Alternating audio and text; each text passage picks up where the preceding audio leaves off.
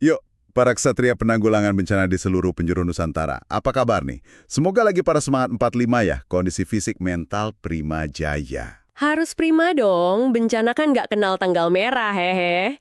Kita juga harus selalu siap tempur. Bener banget. Nah, ngomong-ngomong soal siap tempur nih.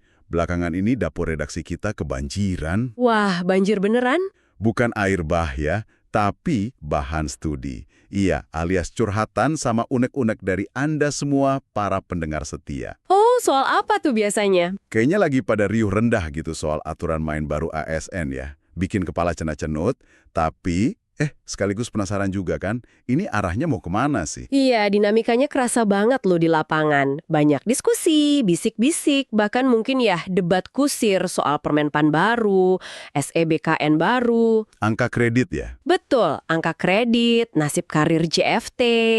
Wah, pokoknya rame lah. Nah karena itu, di sesi kita kali ini nih kita mau coba bedah bareng yuk. Bedah apa nih? Kita pretelin sama-sama gitu, soal aturan main baru ini. Terus kita coba sambungin ke, skill, knowledge, sama prinsip-prinsip penting yang relevan buat kita sebagai orang bencana di lapangan. Oke. Ini semua hasil rangkuman dari contekan plus curhatan Anda itu. Ditambah tentu aja sumber-sumber resmi yang jadi acuan kita. Sip, mari kita kupas bersama. Biar nggak salah tafsir dan ya bisa lebih siap menghadapinya lah. Sip. Tapi ini sebelum gaspol, mewakili seluruh founder sama kru di balik layar, kami mau ngucapin terima kasih banyak buat Anda semua yang udah kirim bahan studi. Iya, terima kasih banyak ya. Terutama nih buat yang nggak mau disebut namanya. Kalian itu the real MVP. Semoga kebaikan dan informasinya dibalas berlipat ganda sama Yang Maha Kuasa. Amin. Amin. Kontribusi Anda itu berharga banget beneran. Jadi misi kita kali ini jelas ya. Gimana tuh misinya? Kita mau lihat gimana sih aturan main baru soal kinerja dan karir ini, khususnya Permenpan RB dan SEBKN terbaru, benar-benar ngaruhnya ke kerjaan kita sehari-hari. Sebagai punggawa penanggulangan bencana, ya sebagai ASN gitu. Oke, siap-siap ya Lur. Kita bongkar pelan-pelan. Siapa tahu nemu pencerahan atau malah strategi jitu buat navigasi aturan baru ini. Strategi jitu ya. Oke deh, kita mulai aja yuk. Dulu kan kita pernah ya ngobrolin soal gimana sih performa ideal seorang responder pas lagi penanganan darurat bencana. Ya, ingat saya. Nah, obrolan itu penting sebagai fondasi. Tapi sekarang kita mau naik level nih. Kita lihat langsung ke kitab sucinya, aturan resmi yang jadi pedoman kita. Betul. Acuannya sekarang udah bergeser cukup signifikan, terutama dengan lahirnya Permenpan RB nomor 6 tahun 2022. Oke, Permenpan RB 6 ya. Iya, tentang pengelolaan kinerja pegawai aparatur sipil negara. Ini yang jadi dasar utama sekarang. Oke deh, mari kita pertelin satu-satu ya. Permenpan RB nomor 6 tahun 2022. Ini katanya mengubah pakem SKP ya, dari sasaran kerja pegawai jadi sasaran kinerja pegawai. Benar. Bedanya di mana tuh? Jangan-jangan cuma ganti istilah doang biar kelihatan keren. Bukan sekadar ganti baju kok, tapi ini lebih ke perubahan mindset yang fundamental. Dulu kan SKP itu ibarat checklist kerjaan ya, fokusnya ke uraian tugas, aktivitas gitu. Iya.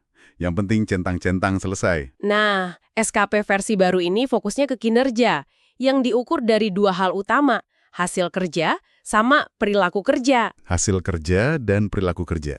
Oke. Jadi, bukan lagi soal apa yang kamu kerjakan, tapi lebih ke apa hasil yang kamu capai dan bagaimana kamu mencapainya. Lebih ke job to be done, target yang diharapkan pimpinan lah. Wah, job to be done berarti kita harus lebih proaktif dong ya. Nyari tahu apa sih ekspektasi pimpinan, nggak bisa pasif nunggu disuruh doang gitu. Tepat sekali. Terus, apalagi nih poin krusial dari Permenpan RB 6 ini? Ada lagi nggak? Ada beberapa hal lagi yang perlu digarisbawahi. Pertama, soal pergeseran orientasi. Orientasi gimana tuh? Pengelolaan kinerja sekarang itu bukan cuma untuk menilai, istilahnya performance appraisal di akhir tahun aja, tapi lebih ke pengembangan berkelanjutan, performance development. Oh, performance development. Tujuannya bagus sih, biar sistem ini jadi alat bantu kita berkembang, bukan cuma jadi momok penilaian gitu. Oke, jadi ada semangat buat bikin kita makin oke ya, bukan cuma ngasih rapor merah atau biru doang. Lanjut. Kedua, dan ini penting banget nih, penekanan pada dialog kinerja periodik antara pimpinan dan pegawai. Dialog kinerja? Maksudnya ngobrol rutin gitu? Iya, ngobrol rutin. Ini bukan lagi sekedar formalitas di awal sama akhir tahun, tapi jadi proses ongoing untuk nyelarasin ekspektasi, ngasih feedback, mastiin semua on track. Jadi SKP itu lebih dinamis, bisa di-review, disesuaikan. Nah, insight kuncinya di sini nih. Apa tuh? Dialog kinerja ini bukan sekedar laporan loh, tapi bisa jadi ajang kayak negosiasi ekspektasi gitu. Negosiasi sama atasan. Iya, Anda perlu datang dengan penawaran hasil kerja yang jelas. Data pendukungnya apa? Bukan pasif nunggu tugas aja. Ini ngubah dinamika dari bawahan atasan jadi lebih kayak mitra kerja. Wih deh, negosiasi ekspektasi keren juga nih. Jadi kudu siap pitching hasil kerja kita ke atasan ya. Gak bisa lagi ngumpet di balik laporan aktivitas yang tebel, tapi hasilnya gitu-gitu aja. Hahaha, idealnya begitu. Tapi pakar, ini kan idealnya ya. Di lapangan nih, seringkali atasan juga super sibuk. Kerjaan numpuk. Apa iya dialog kinerja ini realistis bisa jalan efektif? Nah, itu dia. Atau jangan-jangan cuma formalitas di atas kertas aja ujung-ujungnya? Pertanyaan bagus sekali. Dan itu memang tantangan nyata di lapangan. Ada studi implementasi, contohnya di Kanwil Kemenak Sultra. Itu menunjukkan kendala seperti ya kurangnya pemahaman atau komitmen dari pegawai dan pimpinan. Komitmen ya? Ya, terus SDM terbatas, sosialisasi kurang masif, sampai ada resistensi dari yang udah nyaman sama sistem lama. Kuncinya memang di komitmen kedua belah pihak sih, dan mungkin perlu support sistem dari manajemen atau kepegawaian. Berapa tuh? Ya, bodong fasilitasi dialog ini biar bener-bener bermakna, bukan sekedar centang checklist aja. Jadi PR bersama ya ini. Perlu kesadaran dari kita sebagai pegawai, tapi juga dorongan sama fasilitas dari institusi. Oke deh, poin berikutnya dari Permenpan 6. Ketiga, soal penyelarasan kinerja individu dengan kinerja organisasi. Maksudnya gimana tuh? Gampangnya gini, kerja kita itu harus nyambung dan dukung pencapaian target unit kerja. Bahkan sampai level BPBD atau BNPB, kayak main bola lah. Gol individu keren, tapi yang paling penting kan kemenangan tim. Oh iya, bener juga. Jadi, hasil kerja kita harus punya kontribusi jelas ke tujuan organisasi. Masuk akal sih, biar nggak kerja sendiri-sendiri kayak main game solo ya. Oke, terus soal penilaiannya gimana? Masih pakai rumus-rumus jelimet yang bikin pusing 7 keliling nggak? Nah, ini juga ada perubahan nih. Penilaian kinerja sekarang ngelihat hasil kerja. Oke, hasil kerja. Yang bisa kuantitatif, kayak jumlah evakuasi, atau kualitatif, kayak kualitas rencana kontingensi misalnya. Dan perilaku kerja. Oke, hasil kerja dan perilaku. Perilakunya gimana? Perilaku ini acuannya jelas, core values ASN Brahlak. Oh, yang itu. Berorientasi pelayanan akuntabel. Betul. Kompeten, harmonis, loyal, adaptif, kolaboratif. Dan yang penting dicatat nih, nggak ada lagi tuh pelevelan perilaku 1-7 kayak zaman baheula. Wah, nggak ada level 1-7 lagi, terus gimana? Penilaiannya lebih deskriptif kualitatif. Jadi Brahlak ini bukan cuma jargon di spanduk kantor, tapi benar-benar jadi dasar penilaian kita sehari-hari. Wah, mantap nih. Berarti nggak cukup cuma pinter teknis ya. Sikap sama cara kerja juga dinilai banget. Terus evaluasinya gimana kalau nggak ada level-levelan gitu? Kinerja. Kuadran kinerja? Apaan lagi tuh? Kuadran ini pada dasarnya memetakan kinerja Anda dalam 4 kotak, berdasarkan kombinasi pencapaian hasil kerja sama perilaku kerja Anda.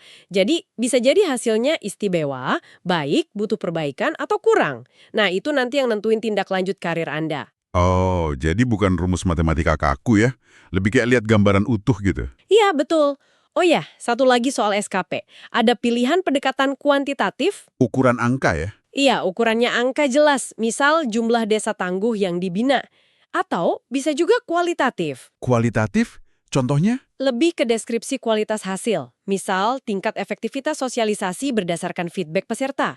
Pilihan ini tergantung jenis pekerjaan sama kesepakatan dengan pimpinan. Kuadran kinerja, oke. Jadi kayak rapor, tapi bentuknya peta posisi gitu ya? Ini tantangan implementasi Permenpan 6 tadi kan nggak main-main ya? Nah, tantangan serupa kayaknya juga muncul di isu lain yang nggak kalah panas nih. Isu apa lagi? Soal penyetaraan jabatan dari struktural ke fungsional. Ini kan banyak dialami rekan-rekan kita di BPBD dan BNPB juga kan? Dasarnya Permenpan RB 17 tahun 2021. Oh iya, betul. Penyetaraan jabatan. Ada studi kasus menarik nih dari BPBD Ciamis terkait hal ini. Pernah dengar? Pernah. Studi dari Unigal di BPBD Ciamis itu ya, itu menyoroti realitas di balik tujuan mulia penyetaraan jabatan. Gimana tuh realitasnya? Secara teori kan tujuannya bagus ya, mengurangi birokrasi struktural, memperkuat keahlian fungsional. Harapannya karir PNS lebih profesional. Tapi prakteknya, wah ternyata nggak semudah itu Ferguson. Nggak semudah itu katanya. Emang kenapa di Ciamis? Macet di mana ceritanya? Studi itu nemuin beberapa kendala serius. Pertama, ngubah mindset atau budaya kerja dari gaya yang struktural ke fungsional itu, wah susahnya minta ampun. Susah gimana maksudnya? Ada yang ngerasa turun pangkat atau kehilangan power gitu. Kedua, muncul potensi ketidakjelasan tugas pokok dan fungsi, TUSI, bagi pejabat yang baru disetarakan ke JFT. Mereka jadi bingung, kerjaan sehari-harinya apa sih yang sesuai sama butir kegiatan JFT barunya? Waduh, Ini bisa bikin demotivasi, bahkan sampai ada yang ngerasa hopeless. astaga, sampai hopeless. Dengar kata itu aja udah nyesek ya rasanya ya. Kayak dilempar ke kolam baru tapi nggak diajarin gaya renangnya gitu ya. Ini pasti curhatan banyak orang nih. Bisa jadi, bisa jadi. Terus gimana solusinya menurut studi itu? Ada saran nggak? Peran RB17 dan peran JFT itu sendiri. Sosialisasi terus ya. Iya, bahkan mungkin perlu pendampingan atau coaching dari ahli, misalnya dari BKPSDM, biar mereka bisa adaptasi dan nemuin lagi ritme kerjanya di jabatan fungsional. Oke. Jadi kuncinya di pendampingan sama kejelasan peran ya.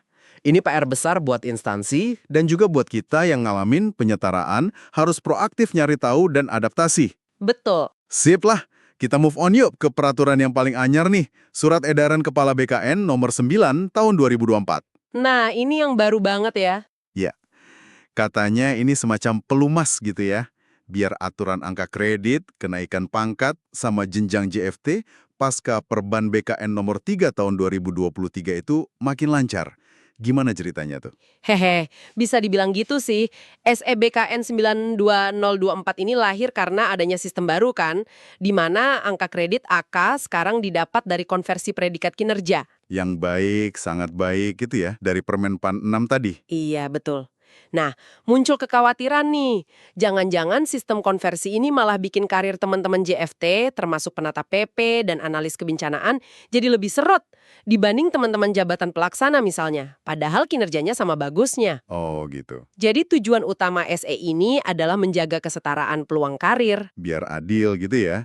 Kalau sama-sama dapat predikat baik, harusnya JFT sama pelaksana punya kesempatan naik pangkat yang mirip-mirip lah ya, nggak jumplang gitu. Tepat. Semangatnya begitu. Harapannya, kalau predikat kinerjanya sama, periode kenaikan pangkatnya juga bisa relatif sama. Misalnya, sama-sama butuh 4 tahun kalau predikatnya baik terus. SE ini negasin kembali beberapa hal dari Perban BKN 3 2023 untuk mastiin JFT nggak dirugikan oleh sistem baru ini. Oke. Terus poin penting lain soal angka kredit di aturan baru ini gimana? Katanya nggak ada modal AK lagi buat yang baru diangkat. Bener nggak tuh? Benar. Ini penting banget dicatat nih. Berdasarkan Permen PAN 1 2023 dan Perban BKN 3 2023, kalau Anda diangkat pertama kali ke dalam JFT, Misalnya lulus CPNS formasi JFT gitu ya? ya betul, SK pengangkatan Anda itu tidak lagi mencantumkan angka kredit awal. Hah? Serius? Iya, jadi AK Anda benar-benar dimulai dari nol, dihitung murni dari hasil konversi predikat kinerja tahunan. Wah, mulai dari nol ya? Berat juga dong. Terus gimana kalau ada kasus unik? Misalnya nih, ada CPNS formasi JFT ahli pertama. Tapi syaratnya S2. Jadi dia langsung masuk golongan 3B. Oke, masuk 3B ya. Padahal normalnya ahli pertama kan mulai dari 3A. Nah, untuk naik ke ahli muda atau 3C kan butuh 100 AK kumulatif dari 3A. Kalau dia start dari 3B, apa dia tetap harus ngumpulin 100 AK dari nol? Bisa 8 tahun sendiri dong kalau predikatnya baik terus, kan dapatnya 12,5 AK per tahun. Kasihan dong, start lebih tinggi tapi naiknya malah lebih lama, gimana tuh? Nah, ini pertanyaan kritis dan memang jadi diskusi hangat waktu itu. Meskipun detail teknis perhitungannya mungkin udah diatur dalam Perban BKN 3 2023 ya, dan nggak diulang detail di SS 9 2024 ini, tapi spirit dan penekanannya adalah adanya mekanisme untuk memastikan keadilan dan kesetaraan karir. Jadi ada solusinya. Intinya gini, Ada upaya sistem agar Anda yang start di golongan lebih tinggi, kayak contoh 3B tadi, karena kualifikasi pendidikan atau faktor lain, itu nggak terjebak butuh waktu lebih lama untuk naik pangkat atau jenjang, dibanding rekan lain yang kinerjanya sama tapi mulai dari golongan lebih rendah. Oh gitu.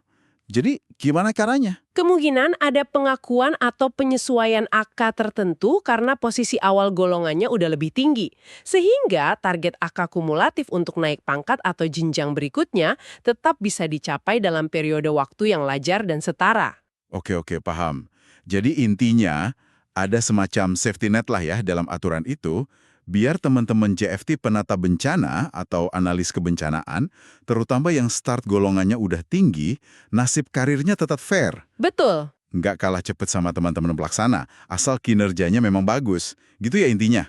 Benar sekali, semangat utamanya adalah keadilan, kesetaraan, dan mendorong pengembangan karir berbasis kinerja yang sehat untuk semua ASN, termasuk JFT tentunya. Oke, nah setelah kita bongkar muatan aturan-aturan tadi ya, dari Permenpan 6, Permenpan 17, sampai SE-BKN 9, dan kaitannya sama Perban 3 2023, sekarang bagian paling penting nih.